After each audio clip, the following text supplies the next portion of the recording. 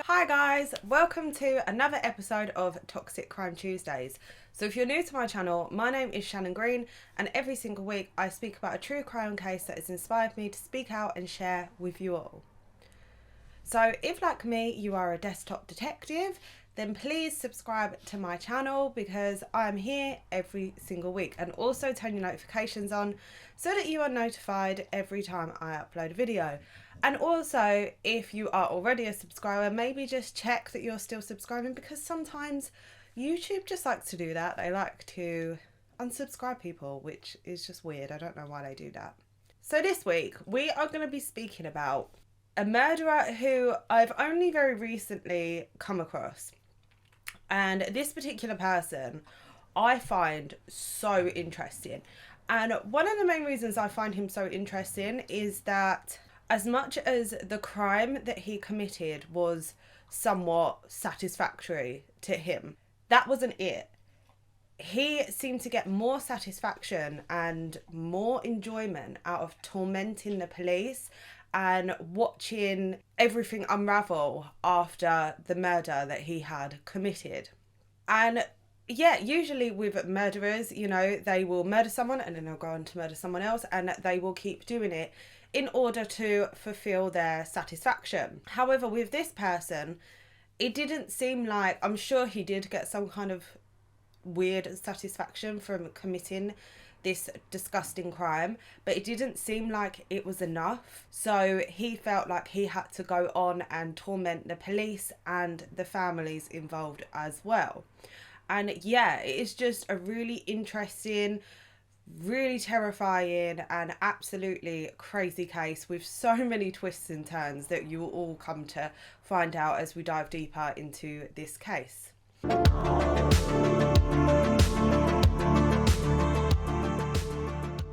So the year I'm going to take you to is the year of 1995. This particular year was huge in terms of pop culture. I was only like 2 in the year of 1995. This was the year that Toy Story, Apollo 13 and Batman Forever ruled the box office. It was also the year that Friends was one of the most popular TV shows in America. And it was also the year that Brad Pitt was voted sexiest man alive, which is a pretty good accomplishment. I personally don't really understand the interest. I just don't really get it, to be honest. Don't get me wrong, I can look at Brad Pitt and appreciate his looks, and yeah, he is a good looking guy. If I see him in the street, I'll be like, okay, that's quite hot. But that's sort of it. I don't really get the massive fascination with him, although there isn't really as much now because he's a lot older, although he does look good for his age. But yeah, I just don't really get it. He's just not really my type, although I don't really have a type, to be honest. So yeah, anyways. So 1995 was a huge year, but sadly it was also the year that 2 young girls and their families' lives would be changed forever. So I'm also going to take you to a small little town called Abbotsford in British Columbia in Canada. So this town was a very small, tight-knit community. It was quite a religious community as well, very conservative. Everyone kind of knew each other. There never seemed to be any kind of major crimes. It seemed to be a very safe place for especially families to live in, and it just seemed like a really nice place to grow up in. This just always seems to be the way though, doesn't it? It always seems to be like the places that are renowned for being these safe, lovely communities, and then one day everyone that lives there, their whole lives just get turned upside down by one person who just is a psychopath. And that's exactly what happened in this case. On the night of, it was October 13th, 1995, a young girl named Misty Cockrell, who was 15 at the time, walked into a local hospital absolutely covered in blood and bruises. She had suffered hypothermia. She had a broken finger and a broken arm. She had what was described as a fist-sized hole well, not hole, but like bruise on her head, which had looked like she had been hit very badly by a baseball bat. So this girl walks in very disorientated, is basically in and out of consciousness, and hospital staff immediately run to her aid. So Misty Cockrell is taken into hospital, and this is when she is treated by doctors and nurses and is soon in intensive care. However, shortly before, she is able to tell the staff some of the events that occurred that night and how she ended up in the way that she had. So on this particular night, Misty Cockrell and her best friend Tanya Smith, who was 16 at the time, they went to a friend's party, and it was about midnight, and they got dropped off. I don't know if they got dropped off like near their home, one of their homes, and they just decided that they didn't want to go home just yet. You know what it's like when you've had, like a really fun night out and you've had a few too many to drink. I don't know if they were drinking, but when you've had a few too many to drink, and like whatever pub or club or party that you've been at is now closed, you just want the night to go on. You're just like, no, I don't want it to be over yet. I just want to carry on having fun. So, and that's exactly what they did. And both girls kind of discussed it and discussed what they were going to sort of do for the rest of the night. And that's when they kind of realised that one of their close friends was having a birthday party, which was pretty near to where they were at the time. And it was just a short walk away, so they decided to walk to the birthday party. However, both girls would never make it. So during this walk, they were walking towards the local hospital. There was like a wooded walkway area, and they started walking along the path when a man approaches them holding a baseball bat. He literally just jumps out of the bushes and says, "You bitches want a party?" What an opener. So he grabs both girls and leads them into the woods, and this is when he demands that both girls take their clothes off. Tanya takes her clothes off straight away. However, Misty, I think she was just so frightened, and she was just completely frozen, and she had no idea. The police released the composite sketch to the public, and this sketch showed a man with a receding hairline, a drooping moustache, a long narrow face, and a big forehead. There were a few alleged sightings of this person. There were a few tips coming in, but none of them proved to be helpful or substantial. The investigation at this point was just kicking off, and the whole town was just in an absolute frenzy. There was media all over the place. There was media all constantly outside Misty's house. There was also police outside Misty's house 24/7 because they feared that the killer may, once realising that Misty was alive, he may return and try to murder Misty as well, as she was the only witness. So just a few days after the investigation officially started, a call comes in into the tip line.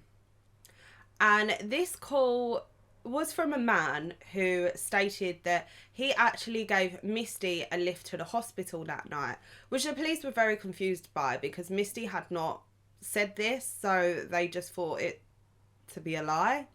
They just thought that maybe it was just someone just wanting to be a part of the investigation. So they just kind of played along and just said to this guy, "Oh, that's great. Like, would you be able to come down to the station just so we can ask you a few questions? Maybe you can help with our investigation." And this guy says no, and pretty much hangs up the phone straight afterwards. And the police were kind of weirded out by this. They thought, well, that's strange. If he wants to help and he's letting us know this, why doesn't he want to come and answer any questions?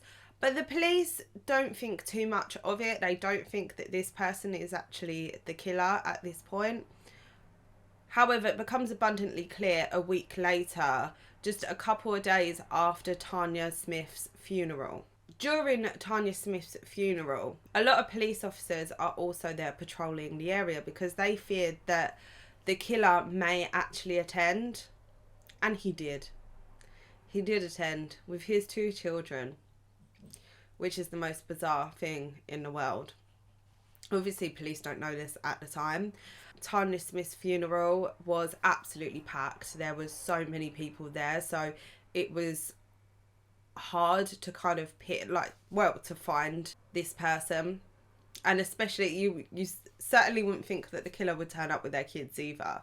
So he kind of just fell under the radar. And just a couple of days after Tanya Smith's funeral, another call comes in. And this call is a very specific one, and it makes it very clear that this is the killer. This guy calls up and he says, "I'm the one. And just so you know who I am, Tanya's right nipple tasted really good." So this, straight away, police were like, ding, ding, ding, this is the killer. Because the only people that knew about the bite mark were the police, the pathologist, and the killer. No one else knew this information. It was not public information. So the police knew that the person that they were on the phone to was in fact the killer. However, this call, I don't know if it couldn't be traced or they didn't trace it. So they didn't know where the call was coming from. However, just shortly afterwards, another call came in. So in this third call that the killer makes, the police are able to trace the number to an abandoned payphone, which was, I think it was near a grocery store. So they go to this payphone pretty promptly, but no one was there. So they dust for fingerprints. However, little did they know that the killer was nearby watching them. They also asked people around the area if they saw anyone at the payphone, but no one did. So the police then go back and continue with the investigation, and this is when another call comes in. And this call says, "Do you really think that I'm stupid enough to leave fingerprints? I'm just going to be cruising around for another victim." So not only is this guy tormenting the police, he is now threatening them. He is becoming more and more confident, which I think this is what I find so interesting and frustrating about this person. He is incredibly arrogant, and he is what I think psychologists would describe to be a self-centered killer. He wasn't like murdering and raping a girl was not enough for him. I think obviously it plays a huge part in his MO, but I don't think it was his main MO. And we will get into that a bit further on, because we will speak about this person. Once I reveal who it is, I will speak more about his background, and then you will sort of come to realise why he kind of has such a fascination with the police and why he is so hell-bent on tormenting them. By this point, the media gets a hold of a lot of information about the investigation. They know that this killer is tormenting them by a series of phone calls, and this just increases this man's ego even more. He is getting so much satisfaction from playing this cat and mouse game with the police, and also just standing by tormenting them, and then he just slips under the cracks and just watches them just scramble trying to figure out who it is. And he's getting so much enjoyment out of watching these police fail to find him, and it's just giving him the ego boost that he wants. And he clearly thinks that he is so much more superior to the police. He feels that he is more intelligent than them, and he is just better than them.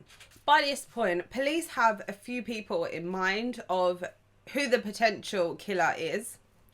And this is when they stumble upon a man who was pretty well known to the police. He was a convicted sex offender. He had sexually assaulted a few girls previously. He had never murdered anyone, but he has sexually assaulted people. So the police kind of thought that he fit the description, and because obviously he had sexual crimes against him, they thought that they had their guy. So they brought this guy in for questioning. His name was George. I'm not too sure what his last name is. So yeah, they bring George in for questioning. And George is very forthcoming. He is very cooperative with the police, which kind of throw them off a bit. And they kind of get the vibe quite initially that he's probably not the guy. However, they still take his DNA, which he does happily give. And they also take his dental imprints to see if it's a match. And once the results come back, it proved that he was not the killer. The DNA and the dental imprints did not match.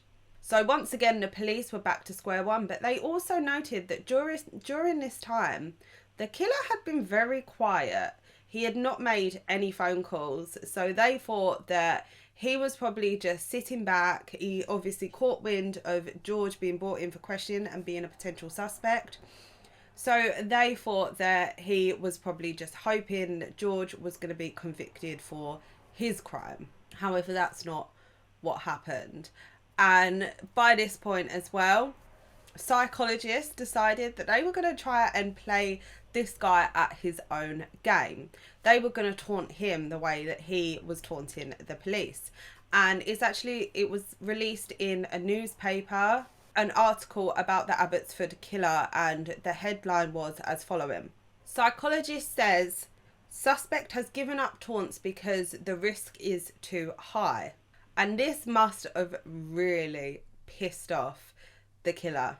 He was obviously sitting there reading this newspaper and thinking to himself, do they really think that they can play me at my own game? No risk is too high for me. And this plan completely worked. It infuriated him, and on February 17th, another call come in. However, this call was not actually made to the tip line or the police themselves. It was made to a local radio station. And the radio DJ who was working at the time, he answered the call. The killer did not say anything like, hello, I'm blah, blah. Obviously, he wouldn't. I think the radio DJ, said hello, introduced himself, expecting him to as well. But the killer just said, you need to come down to, I think, the specific radio station car that they had in the car park. So this guy does that. He goes down into the car park, and the car is parked pretty far away, and he can't quite make out what was on his car, but he could see that there was a large object on it. So he goes to have a closer look, and this is when he notices that Tanya Smith's headstone had been ripped out from her grave and placed on top of his car. This was obviously some kind of retaliation to what the media had put out in the newspaper, stating that he basically couldn't hack it anymore, that the stakes were too high for him, and he just couldn't deal with it. He tapped out. But this was his way of proving, no, I've not tapped out, and I'm stepping it up a gear. So written on the headstone as well was a lot of things. It was, he had wrote, I'm still looking, come find me. There was also a direct threat to Misty as well, which, as you can imagine, Misty, her whole family, they went into an absolute frenzy, and they had actually decided that they were going to move to Alberta because they were just terrified of what could happen. They already knew that there was a potential risk that the killer could come back and finish off the job, but now he was outwardly threatening it. So Misty and her family knew that they had to leave, and they actually spoke out to the media as well. They were all just, it was really sad. They were all just so distraught by everything that had happened. Not only Misty losing her best friend, and also with Misty and the injuries she had sustained and everything she had gone through, and the aftermath as well. I think the aftermath of it all just made the whole thing 1,000 times worse. So the killer's, his retaliation to the police and the media, it had worked. The whole town went into such a huge frenzy. families, parents, they weren't letting their kids out of their sights at all. They were ensuring that all of their doors were locked, their windows were locked. They were all just so petrified that this killer was still out there and he was looking for someone. He had stated that that's exactly what he was doing. And everyone was just so scared and they were just not willing to let anyone out of their sight. All of their loved ones, they were just so much more protective than what they were initially. And obviously we need to remember this was the 90s. I know the 90s wasn't that long ago, but it was a different time back then. It did seem a lot safer then. I think even when I was young, we would have our back door unlocked, like maybe not at night, but even like in the evening and stuff, you know, it probably would have been unlocked. We would have windows open through the night, like especially in the summertime. However, now, and I think most people like this, everything is locked because of cases like this. There are so many and it is just absolutely terrifying. And when it happens in such a tight-knit community, I think the fear just intensifies because you just don't expect it. If you live in an area where you know is high risk for crimes such as rapes, murders, burglaries, anything like that, I think you're a lot more careful. However, when it is an area that is deemed safe and no other crime like that had ever happened before, then you don't feel the need to be overly protective and you don't feel the need to be overly cautious about every single window and every single door in your house, because you know that the area that you're living in is a safe area until it's not. So by this point, obviously with the whole town being terrified of this killer that is still out there, the killer is absolutely loving it.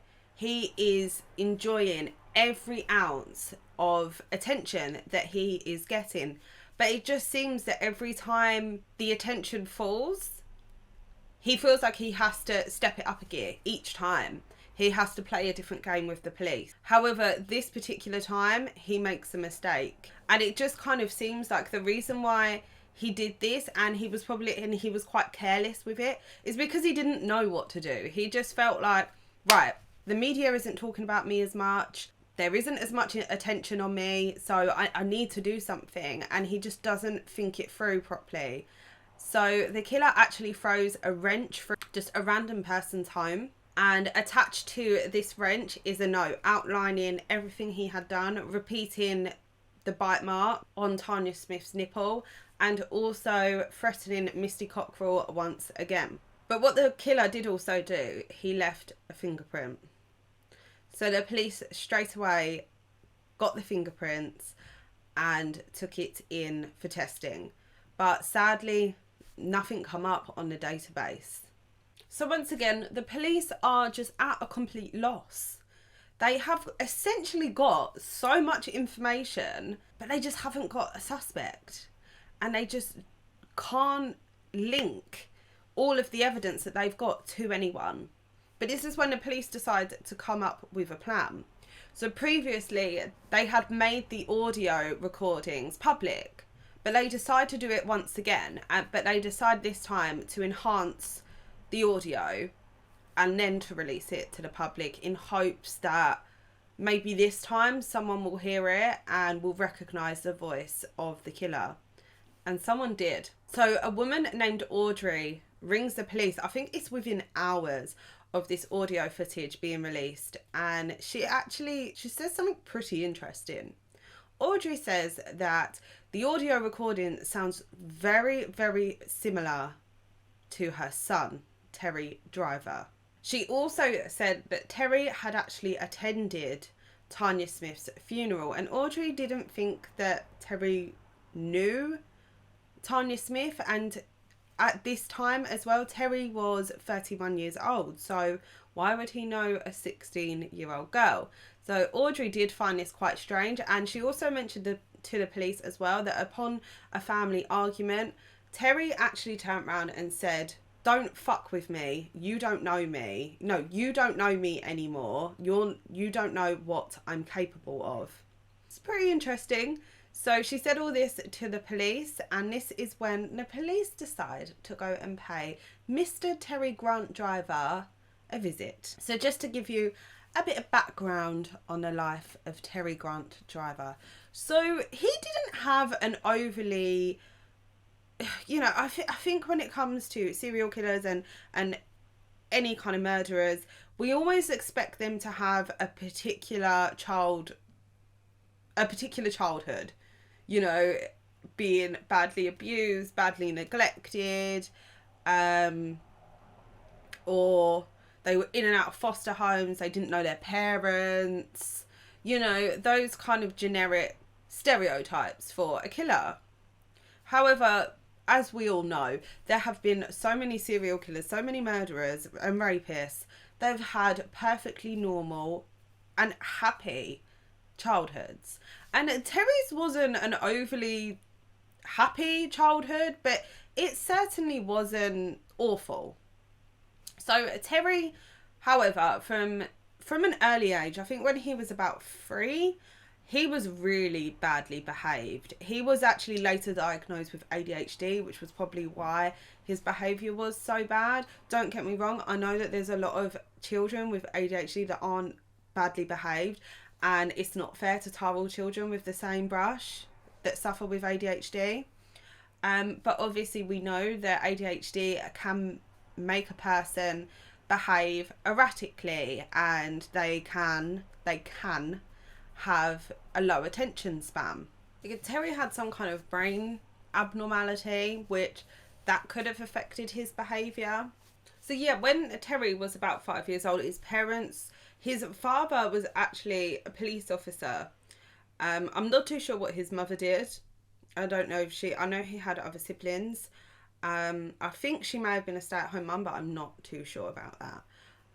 So yeah, his father was a police officer, and Terry kind of always held quite a lot of resentment towards his father, because with him being a police officer and he wasn't home a lot. He was a slave to his job. He loved his job. He really enjoyed what he did, and he was pretty much a workaholic. And this did take a toll on Terry and his behaviour growing up. And unfortunately, his parents just could not handle his behaviour, and he was actually taken to, it wasn't foster care or anything. It was like a home, I'm guessing, for misbehaved children. And when Terry was about 12 years old, he returned to his family's home. And I think I don't know if he had siblings when he was 5. But when he returned, he had siblings, and he kind of just struggled to fit into this family, having other siblings, not being the only child. He struggled to fit back into this family dynamic, and his behaviour just got worse and worse, and his family his parents in particular, were really struggling to cope with him. When Terry got older, I think when he was about, I think he was about 18, he decided that he wanted to join the police force. However, he had a bit of a criminal record. He had just committed petty crimes and stuff. So he wasn't allowed on the force. And I think this again reinforced his negativity towards the police force. And this probably fueled his revenge on the police. I honestly believe that was his I do feel that he did gain a lot of satisfaction from raping and murdering Tanya. I think even if his anger towards the police wasn't a part of it, I think if that had never happened, he probably still would have committed this crime. However, I think he was fueled more by his main MO, I think, was to prove to the police that he was better than them, and to prove that they would never be able to catch him. And Terry as well, after being denied to join the police force, he would actually act as a police officer, which I find really strange. He would patrol his area, his neighbourhood. He would drive around at night, and he would use his dad's old police badge and his old police radio, and he would just basically pretend to be a police officer, which Yeah, that's very strange.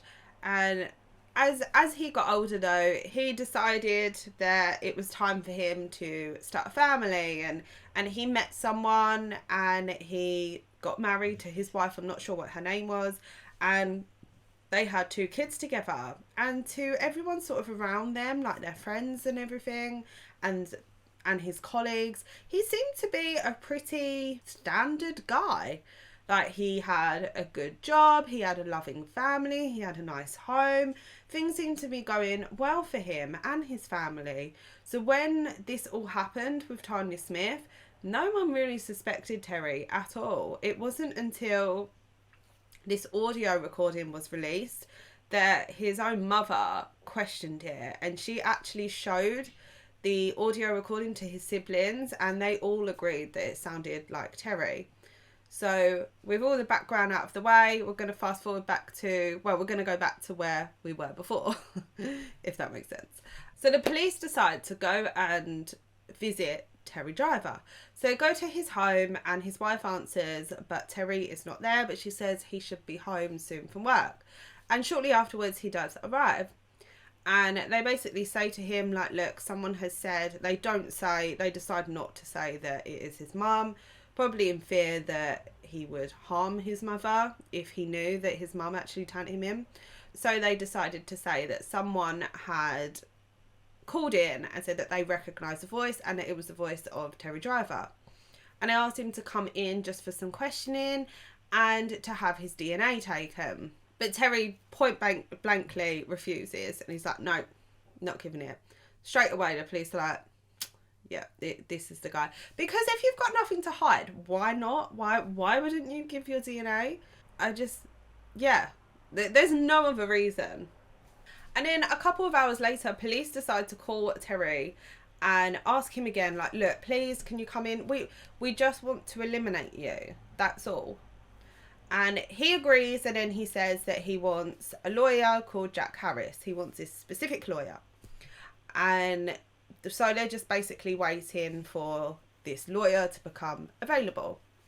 And then when he does, Terry comes in for questioning, and he basically, again, this guy just wants to be in full control. And he says that the only way he will give up his DNA, he will only give up his fingerprints. He will not give up anything else. He will not give his saliva or semen, any of that kind of DNA, just his fingerprint alone. He won't give his dental imprints either. But when he says this, police are kind of thinking to themselves, like, he is definitely the guy. Because obviously they knew that there was semen left on Tanya, there was the bite mark, and there was saliva as well. So they knew that that's why he didn't want to give up that DNA. But what they also knew is that this guy obviously didn't realise that he left his fingerprint on the wrench, and that's the only reason why he was willing to give up his fingerprints. Because if he realised that he had done that, he would not have said, yes, I'll give up my fingerprints.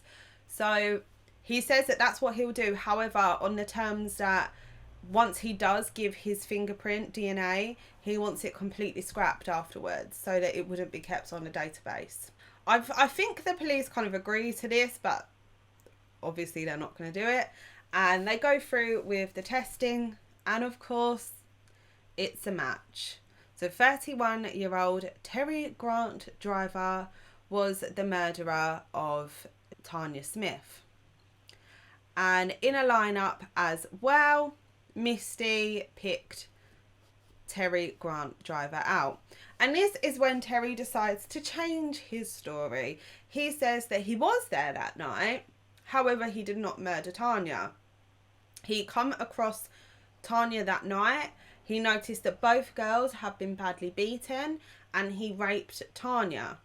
And then he noticed that just before raping her, she was breathing, and then afterwards she had stopped breathing. So he went and dumped her in the canal. So he was basically just pleading to rape and nothing else. Although they knew that Tanya had died from drowning, not from being beaten. So yeah, this is what Terry is saying, but obviously the police call bullshit. They know, and they have enough evidence at this point to take this to trial. And obviously Terry pleads not guilty, and he pleads not guilty to murder but pleads guilty to rape, and says that he just raped Tanya, that was it. And then when he noticed she was no longer alive, he just put her in the river, and that was it. He had absolutely nothing to do with the fact that both girls had been abducted and beaten with a baseball bat. That was not him. And then he drove Misty to the hospital.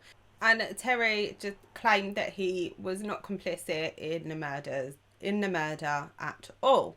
It all goes to trial, and Terry decides to plead he's insane, but he pleads that he has ADHD, which he does. He has Tourette's syndrome and OCD.